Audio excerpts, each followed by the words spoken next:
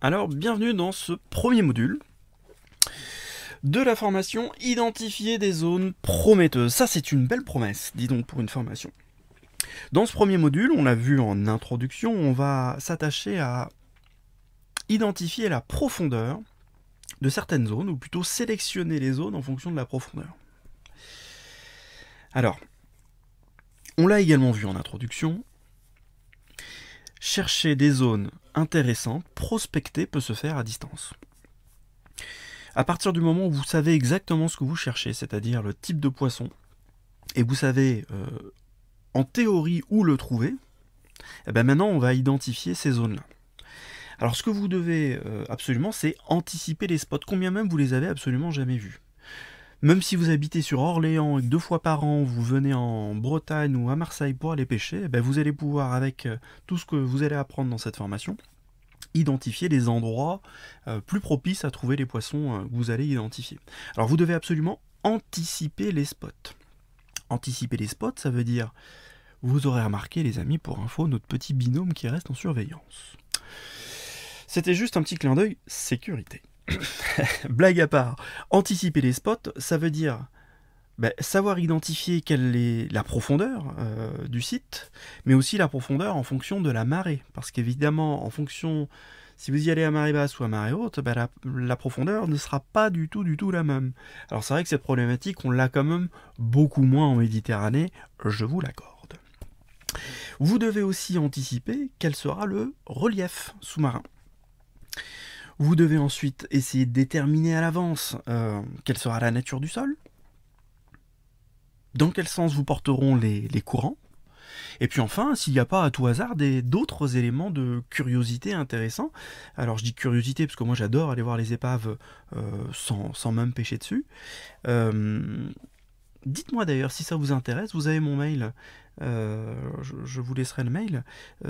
J'ai dû récupérer la liste des épaves au moins pour la Bretagne. Si ça peut vous intéresser, je vous l'enverrai sans aucune difficulté. Donc voilà tout ça. Alors comment on va faire ça? On va travailler derrière des cartes marines. Alors les cartes marines, on travaillera sur celles qui sont éditées par le CHOM. Le CHOM, il faut savoir que c'est le Service hydrographique et océanique de la Marine nationale. Donc c'est un établissement public qui a pour vocation d'élaborer des cartes marines qui doivent servir à la navigation. Alors il y a des éléments de navigation qui vont pas nous intéresser à partir du moment où on pêche du bord, ou alors on fait juste quelques milles ou kilomètres de distance du bord, mais il y a d'autres éléments qu'on va pouvoir très très largement utiliser dans le cadre de la chasse sous-marine.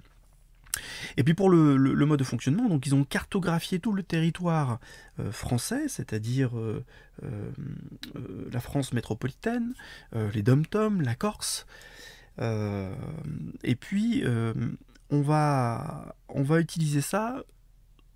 Soit vous pouvez les acheter. Vous pouvez les acheter, c'est ce que j'ai commencé à faire moi il y a quelques années quand j'ai eu un premier bateau. D'abord parce que c'est obligatoire d'en avoir à bord, mais surtout parce qu'il y avait des éléments intéressants. Par contre, je savais absolument pas les lire. J'ai passé un permis de touriste à l'époque. Là, ce qu'on va utiliser, c'est davantage les portails qui sont en ligne et qui nous donneront accès exactement au même contenu que ce qu'on peut avoir sur des versions papier que vous achèteriez.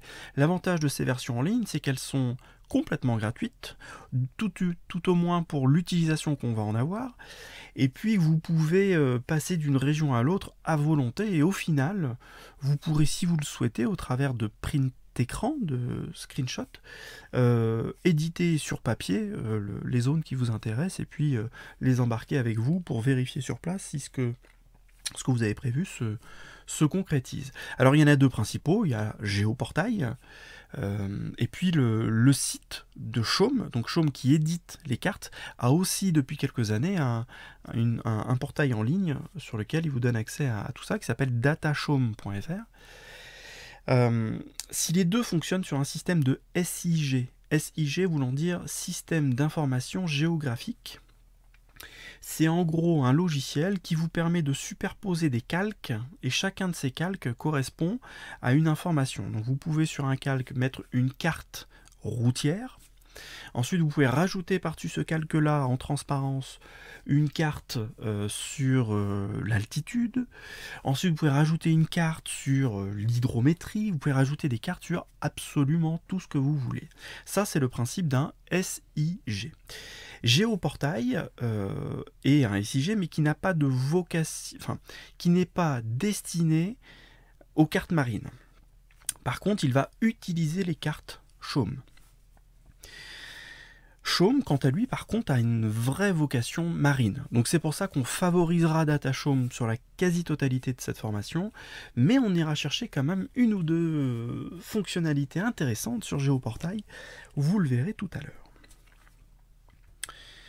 Alors qu'est-ce qu'on peut retrouver sur ces cartes marines, qu'elles soient en version papier ou version électronique? Eh bien, on va retrouver des informations sur la profondeur. Et aussi d'autres informations, on le verra un peu plus loin, qui nous permettent de déterminer quel est le relief que l'on peut attendre.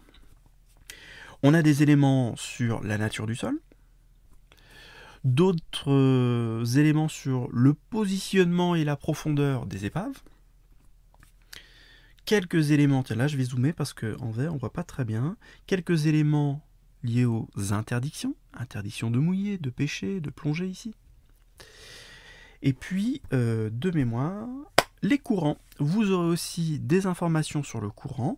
Encore une fois, toutes ces informations, vous pouvez les retrouver qu'on soit en format papier ou format informatique. Format informatique, vous le verrez, est quand même nettement plus simple à interpréter. Pour ceux qui ont l'habitude de manipuler les cartes marines, il n'y aura aucune difficulté. Pour les autres, c'est une autre affaire, donc je vais vous donner plein de petits raccourcis. Alors pourquoi? Pour connaître la profondeur à l'avance, donc on l'a dit, c'est d'abord adapter une zone de pêche à son niveau, et pas chercher à aller plus loin et du coup risquer de se mettre en danger. C'est aussi anticiper et du coup adapter son matériel, notamment le lestage.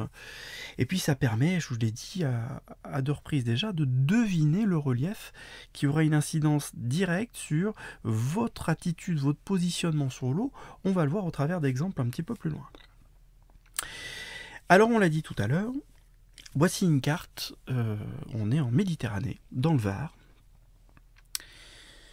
Et puis, sur cette carte marine, on va retrouver des éléments sur la profondeur. Alors, les éléments de profondeur sont notés comme suit. Vous avez la lettre la plus grande, alors on parle en mètres, hein, on parle de profondeur, donc on parle de mètres. Là, en l'occurrence, on parle de 6,8 mètres de profondeur, à cet endroit-là, dans cette zone-là, plus particulièrement. Donc on a comme ça des points de profondeur, et puis on va retrouver aussi des lignes de sonde qui vont déterminer des zones de profondeur. En l'occurrence, toutes ces lignes-là que vous voyez, toutes ces courbes déterminent des zones de profondeur que vous retrouvez également symbolisées au travers de couleurs. Aussi en bleu foncé, même si, bon, accordez-le moi s'il vous plaît, c'est pas du bleu très foncé néanmoins, c'est le plus foncé des deux. Donc le bleu foncé identifie la zone entre 0 et 20 mètres. Et au sein de cette ligne, de cette zone de 0 à 20 mètres, on a différentes lignes de sonde pour différencier la zone des 0 à 5 mètres, de 5 à 10 mètres et de 10 à 20 mètres. Ensuite, en bleu clair, on va retrouver la zone de 20 à 50 mètres, qui sera elle-même découpée en 3 zones différentes, la zone de 20 à 30, de 30 à 40, puis de 40 à 50. Et puis un peu plus loin, on partira donc sur les zones blanches, où on est sur des profondeurs supérieures à 50 mètres. Donc déjà là, en première lecture, vous pouvez, si par exemple vous vous dites, vous savez que vous ne pouvez pas excéder 10 mètres de profondeur, bah typiquement vous ne regarderez que les zones en bleu foncé. Ce qui ne veut pas dire que vous aurez accès à toutes les zones en bleu foncé, mais déjà ça va éliminer tout le reste. Vous ne perdrez pas de temps à essayer d'identifier d'autres zones prometteuses, mais beaucoup trop profondes pour vous. Alors si cette donnée est assez simple à interpréter pour la Méditerranée, parce qu'il faut savoir qu'en Méditerranée, donc, il y a des marées comme en Atlantique. Par contre, la différence de hauteur entre marée haute et marée basse tourne aux alentours des 25 à 30 cm. Donc on y aille à marée haute ou à marée basse en Méditerranée, c'est pas ça qui fera la différence, certainement. Par contre, on va avoir une différence donc essentielle avec l'Atlantique, lié à ce phénomène de marée. Si je reprends en opposition à l'exemple du Var qu'on vient de voir, si je prends un exemple en en Atlantique, dans le Morbihan. Morbihan, on va retrouver différents éléments qu'on avait tout à l'heure, c'est-à-dire les isobars, les lignes de sonde. Et dans les zones représentées par des couleurs, on a une nouvelle couleur qui apparaît et qui s'appelle l'estran. Alors l'estran, c'est l'espace de terre qui se couvre et se découvre en fonction de la marée. Ça s'appelle l'estran. Donc ici on a l'estran au bord de mer, sur le long de la côte, donc typiquement c'est la plage, quoi. Vous avez la plage avec le sable sur le dessus, et puis vous avez toute la partie du sable qui se découvre à marée basse. Et puis vous avez aussi l'estran qui se trouve autour des îlots, des roches, qui tantôt sont recouvertes de l'eau, tantôt sont découvertes. Typiquement sur cette île, l'île Téviec qu'on retrouve ici, vous avez la partie blanche qui est la partie qui est toujours hors de l'eau. C'est pour ça qu'elle n'est pas en verte. Donc vous avez deux zones ici, avec le point culminant représenté par un point. Et puis vous avez la zone verte tout autour, qui fait partie de cette roche, mais qui est à marée haute recouverte. Donc l'eau vient jusque en périphérie de la zone blanche à marée haute, et puis elle peut découvrir pour venir jusqu'à cet endroit-là. Les pointillés tout autour, tant que j'y suis, voulant dire attention à la navigation. Encore une fois, ces cartes-là ont une utilité pour les navigateurs avant tout. Donc dès que vous avez des zones comme ça à pointillés dans l'eau, ça veut dire qu'il faut y prêter attention quand vous approchez avec un bateau. Donc voilà pour la première différence entre Méditerranée et Atlantique et Manche. Alors voilà comment fonctionne le phénomène des marées. Vous le savez, les marées montent, descendent. Entre deux étapes, on a un phénomène d'étale, qu'on appelle ça. C'est-à-dire un phénomène où l'eau arrête d'augmenter et n'a pas encore commencé à descendre. Alors, quand elle augmente, cette marée, quand elle monte, on appelle ça le flot. Ensuite, le moment où elle stagne, on appelle ça l'étale. Et le moment où elle redescend, on appelle ça le jusant. Voilà. Pardon. L'écart entre le niveau d'eau à marée basse et le niveau d'eau à marée haute, c'est ce qu'on appelle le marnage. Ça représente donc une hauteur d'eau et se mesure en mètres. Et cette hauteur d'eau, donc ce marnage, est complètement différent en fonction du coefficient de la marée. Les marées, pour rappel, ou pour information, pour ceux qui ne le savent pas, vont d'un coefficient minimum de 20, qui est le coefficient le plus bas de l'année, au coefficient de 120, qui correspond à la marée la plus importante de l'année. Reprenons l'exemple de tout à l'heure. Il faut savoir que les points de profondeur, que ce soit les lignes de sonde ou les données que vous avez là, ont été mesurées à une profondeur... la profondeur a été mesurée par marée basse et par coefficient de 120. Ça, c'est extrêmement important à avoir à l'esprit parce que ça veut dire concrètement que une fois par an, la marée est aussi basse que ça et du coup la profondeur est aussi faible entre guillemets que ça.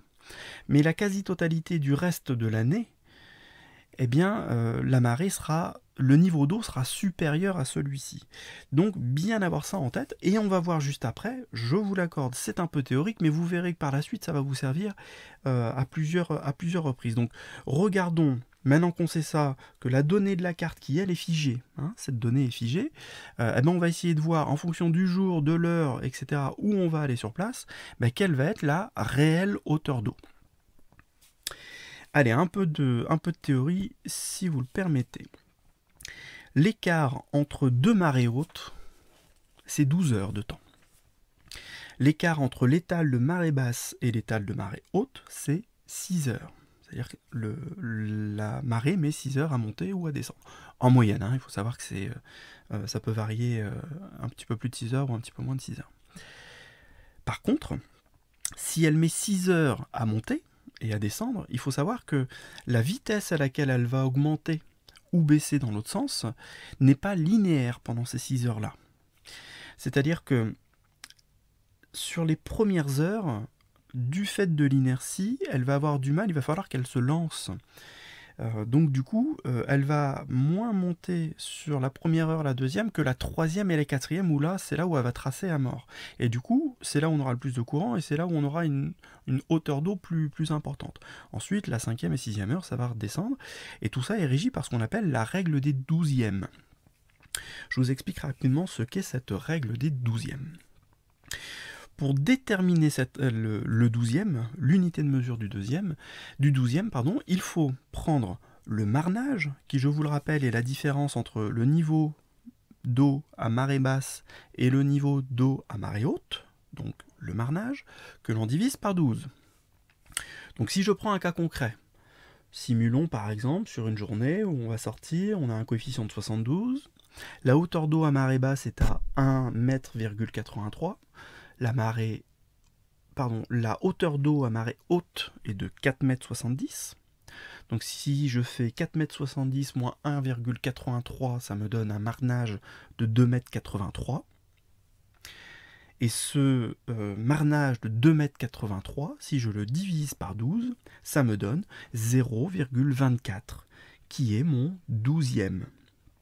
Voilà comment on détermine le douzième. Alors, rassurez-vous, vous n'aurez pas besoin de sortir votre calculette à chaque fois que vous allez chercher un spot. Je vous explique la théorie, puis après je vous montre comment vous passez de tout ça, mais encore une fois, c'est très important pour la suite. Donc si je reprends le cycle qu'on a vu tout à l'heure, on l'a dit, dans notre simulation, on démarre marée basse à un niveau d'eau de plus 1,83. Ça veut dire que ce jour-là, comparativement à la profondeur indiquée sur la carte marine, il faut rajouter de base 1,83. Alors imaginons, tiens, bougez pas, je fais l'aller-retour, on va prendre une donnée, on avait une carte ici, voilà. On va prendre quoi? On va prendre ces 3,30 m là, cette zone-là, parce que de mémoire, j'ai dû la prendre en exemple après. Donc imaginons qu'on veuille aller en se disant, tiens, moi je suis capable de plonger à 5 mètres, donc j'ai envie d'aller prospecter sur ces deux roches là, c'est les roches qui sont symbolisées par des étoiles. Donc on se dit 2,80 m là, 3,20 m là, 3,30 m.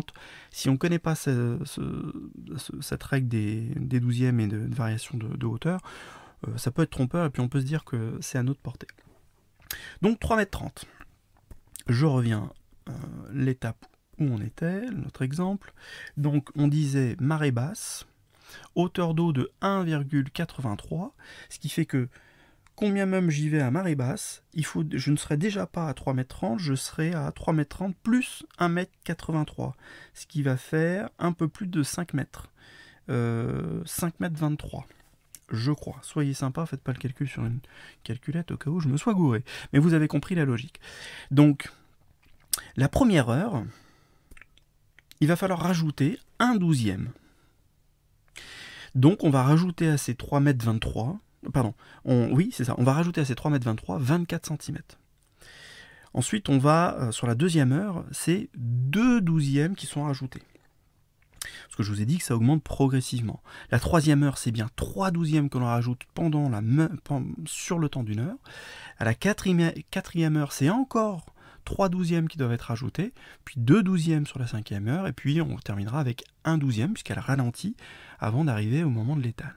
Ce qui fait que là où on avait démarré en marée basse à une hauteur d'eau de plus 1,83 m, on va finir à plus 4,70 m pour notre zone qui était identifiée sur la carte marine à 3,30 m. Donc 3,30 m plus 4,70 m, les amis, ça fait 8 mètres de profondeur. Et c'est plus du tout la même affaire. Donc, voici ici le calcul qu'on vient de faire. Si vous y allez la première heure par rapport au niveau indiqué sur la carte, il faudra que vous rajoutiez 2,07 m, c'est-à-dire 1,83 m plus 0,24 m. Si vous y allez à la deuxième heure, il faudra y aller deuxième heure de la marée montante. Hein. Je dis pas à 2h du matin. Il faudra rajouter 2,55 m, etc. D'accord? Vous avez compris la logique. Je ne m'attarde pas, parce que je vais vous montrer surtout après comment éviter de vous prendre la tête avec tous ces calculs. Je termine la simulation en prenant un cas un peu plus concret. Disons que la marée létale est à 8 heures. la marée basse est à 8 heures, la marée haute est à 14 heures, qu'on décide de se mettre à l'eau à 11 heures par exemple, et bien avec ce phénomène des 12e, il faudra que à l'arrivée dans l'eau, on rajoute à toutes les mesures qu'on ait 3 mètres,27 m, et on sait qu'au plus haut, on sera à 4,70 m. Donc voilà comment fonctionne la règle des 12e, les amis. Donc voilà, ça c'était l'exemple qu'on a pris tout à l'heure, mais on vient de le faire en direct. Alors tout ça, je vous ai dit que j'allais vous montrer comment utiliser un outil pour ne pas avoir à faire de calcul. Alors l'outil en question, c'est le site Marée Info. Marée Info est un site, on va s'y connecter, un site complètement gratuit, qui vous permet d'anticiper les marées, et aussi de déterminer les hauteurs que vous devez rajouter sur les profondeurs indiquées sur les cartes marines. Alors comment se présente ce site? Le voici. Alors l'adresse .info c'est marée.info/99. Ne me demandez pas pourquoi /99. Vous avez deux choses importantes à identifier d'abord. D'abord le port sur lequel vous allez. Je vais en taper un qui est pas très loin de chez moi par exemple. Est-elle? Ah, pardon.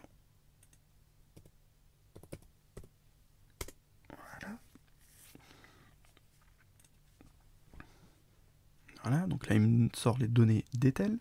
Et ensuite vous pouvez déterminer la date à laquelle vous voulez avoir les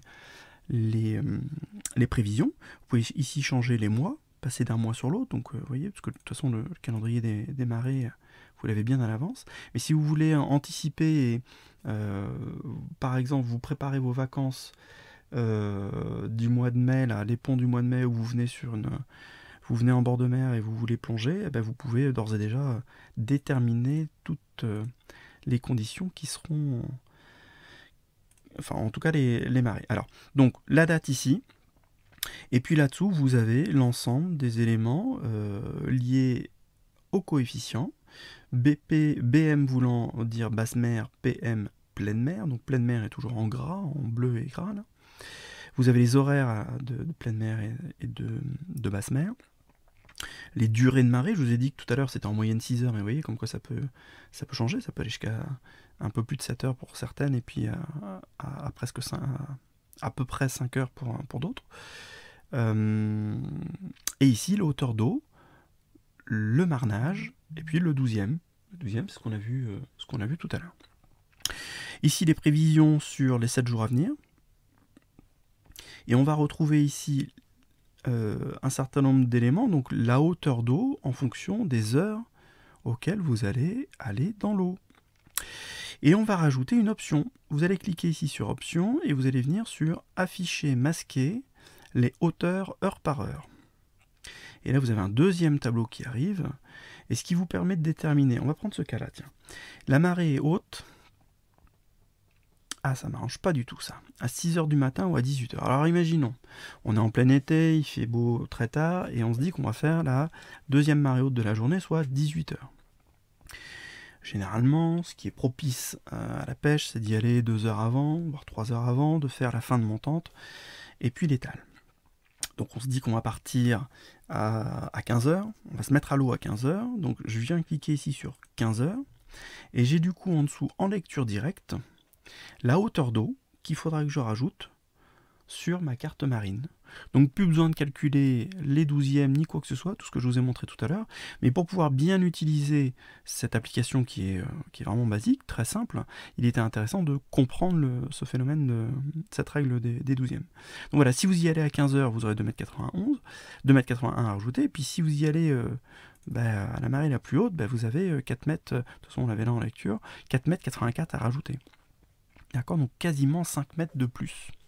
Donc voilà comment vous pouvez très très facilement déterminer la profondeur exacte de la zone sur laquelle vous allez sortir en fonction de l'heure et du jour à laquelle vous allez faire votre sortie. On revient sur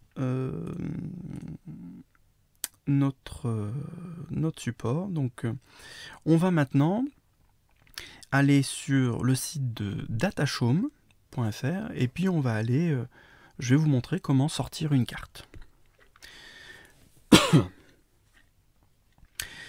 je me connecte, donc l'adresse, je vous la mettrai en description. Vous l'aurez un petit peu en dessous, vous pourrez cliquer, mais sinon sur Google, vous tapez DataShowme et puis vous arriverez directement sur ce portail-là. Alors vous avez, je vais fermer la petite fenêtre que vous avez là pour vous expliquer un petit peu comment ça fonctionne. Alors vous avez une barre de menu avec des contacts en haut, une autre barre de menu latérale sur la gauche. On verra tout à l'heure les options qui nous intéressent là-dedans. Toute la partie principale de l'écran, c'est une partie de navigation, donc vous pouvez en cliquant et en restant appuyé dessus, en bougeant votre souris, faire évoluer, bouger la carte pour aller sur les zones qui vous intéressent. Vous pouvez aussi le faire au travers des flèches que vous avez en haut à droite, et juste en dessous de ces flèches, vous avez la possibilité de zoomer et dézoomer au travers du plus ou du moins. Cette même fonctionnalité, vous la retrouvez sur la molette de votre souris. Si vous tournez la molette, vous zoomez ou vous dézoomez. Voilà. Alors il y a un petit défaut sur ce site, j'ai mis un peu de temps à m'en rendre compte, mais ça peut vous faire gagner du temps. Je vous disais tout à l'heure, voilà, j'ai fermé cette fenêtre. Alors il faut savoir que même quand vous la fermez, vous ne pouvez pas toucher la carte qui est en dessous. Vous voyez, ça ne fonctionne pas là. Il y a comme si la fenêtre restait ouverte, et si vous voulez bouger la carte, il faut vraiment dépasser cette limite là et venir plutôt vers ici pour faire bouger votre carte. Alors vous verrez que moi ça m'a perturbé plusieurs fois, donc si ça peut vous permettre de gagner du temps, tant mieux. Alors, on va aller sur le deuxième onglet qui s'appelle Données. Dans cet onglet, on va avoir, dans cette nouvelle fenêtre là qui s'est ouverte, on va aller sur Accéder au catalogue du Chaume. Voilà. Là, vous avez trois onglets principaux, données de référence, prévision océanographique et puis observation côtière. Nous, c'est essentiellement données de référence qui va nous intéresser. Enfin, cet onglet-là. On va aller dans cartographie pour débuter, de manière très simple, et on va demander l'assemblage des cartes marines et les cartes littorales. Alors pourquoi les deux? Parce qu'en fonction des zones, on n'a pas la carte littorale partout, on n'a pas d'assemblage de cartes partout. Alors quand on coche les deux, il va nous afficher automatiquement la carte la plus précise des deux. Après, si vous avez une préférence en termes de lecture de l'une ou l'autre, bah vous essayez, vous allez à un endroit, et puis vous revenez ici, vous cochez ou vous décochez l'une ou l'autre, et puis vous voyez bien ce qui vous plaît le plus. Moi j'ai l'habitude de fermer ici pour faciliter la lisibilité, et puis je zoome. Voilà, vous voyez que ça se rafraîchit assez rapidement. Voilà, et vous avez vu comme la carte change, j'ai rien changé, hein. C'est les fameux calques du SIG dont je vous parlais tout à l'heure. Là on est sur un type de carte, tac, voilà, et on change de type de carte dès qu'on zoome un petit peu plus. Voilà, et là on retrouve donc l'équivalent des cartes papier que vous avez avec nos profondeurs, nos lignes de son, nos couleurs, nos traits de côte, bref, toutes les informations que vous avez en version papier. Et puis il y a plein d'autres éléments qu'on n'utilisera pas à nous, mais qui peuvent, si ça vous intéresse, vous permettre d'identifier d'autres éléments. Alors voilà, j'en reste là pour cette première étape. Ce que je voulais juste vous montrer, c'était donc comment rentrer dans le site DataShowme, et puis comment aller chercher une carte sur la zone qui vous intéresse. Donc si je redézoome, et puis je vais par exemple en Corse, si j'ai envie d'aller me balader en Corse aujourd'hui, tac tac tac, voilà, je zoome et puis j'y arrive très très rapidement, quoi. Alors la rapidité peut quand même varier en fonction de la connexion que vous avez, mais voilà, puis la résolution est plutôt sympa.